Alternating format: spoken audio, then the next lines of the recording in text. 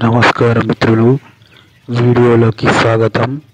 ఇక్కడ చూడండి, ఈ పుష్పాలు, తెల్లని పుష్పాలు ఎంతటి అద్భుతంగా, ఎంత అందంగా చూడండి.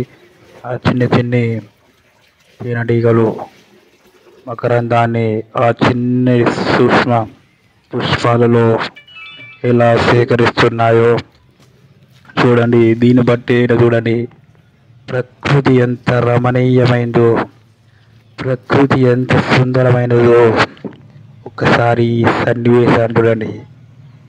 ఈ అద్భుత దృశ్యాన్ని చూడండి.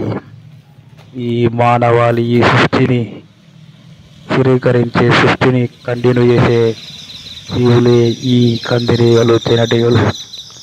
ఇవి కేవలం మకరందంతో వాడి జీవనం కాదు. ఈ వృక్ష జాతికి అవి బిడ్డ లాంటివి, సంతానం లాంటివి.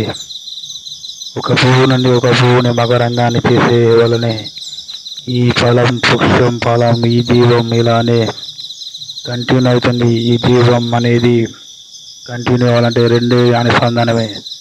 ఆ అనుసంధానాన్ని మనం చాలా విధాల మనం అస్తవ్యస్తం చేస్తున్నాము. జాగ్రత్త మిత్రమా. Thank you.